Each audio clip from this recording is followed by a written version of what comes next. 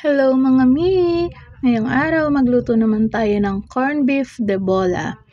Tinawag ko siyang corned beef de bola kasi combination siya ng corned beef at queso de bola.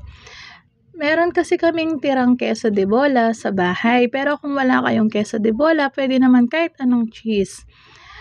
Nilagyan ko lang ng carrots, dahon ng sibuyas at sibuyas. Eto, at niyadyad ko na rin ang cheese or ginadgad. Ayan, gadgarin mo lang ng gadgarin ng queso de bola. Diba? Ang bilis, nagadgad na. Lagyan mo ng paminta. Konti lang nilagay ko kasi nga bata yung kakain. Pero syempre, kung adult naman, pwedeng maraming paminta. Nilagyan ko yan ng konting asin, cornstarch at konting harina. Lalagyan din natin yan ng itlog, syempre, para mag-combine yung mga sangkap. Ay, nuko, kanya man nanine. Try nyo man. Pwede siyang pambaon, pwedeng snack, kasi hindi maalat. Sakto lang yung alat niya dahil sa queso de bola. Pwede siyang pangmeryenda, hapunan, pwedeng papakin. Haluin nyo lang ng haluin lahat ng sangkap hanggang mag-combine. Pwede nyong kutsarain, tinidor, kamayin, basta't maghalo-halo siya bago nyo prituhin. Pwede nyo itong lagyan ng baking powder kung gusto nyong medyo umalsa or mas mag-form siya ng bilog. Pero since na kami lang naman yung kakain, hindi ko na siya nilagyan para wala na rin ganong preservatives.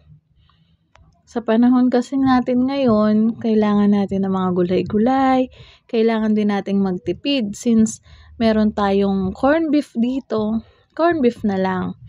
Ayan, iprito lang natin siya. 1 tablespoon pala bawat isang piraso ang ginawa ko. Pero sabi ko nga, kayo yung bahala kung gaano kalaki, kung gaano kaliit, kung saan kayo mas komportable. Medyo lubog naman sa mantika to, pero kung nagtitipid kayo, pwede namang hindi.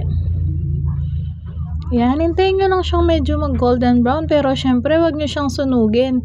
Madali lang naman to maluto mga mi, kasi maliit lang and yung mga sangkap niya is luto na kagaya ng corned beef at queso de bola.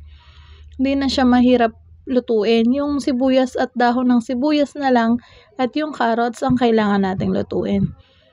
Yun lang mga sangkap niya, 'di ba? Meron ka ng masarap nuko, manyaman niya. Try meman. O, 'di ba? Marami ka nang magagawa dito, siguro mga 40 pieces or 50 ganon.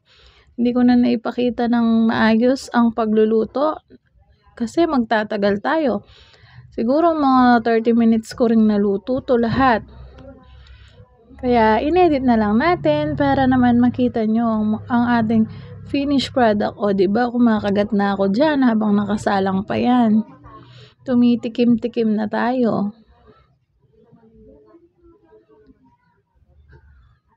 O, diba? Shala.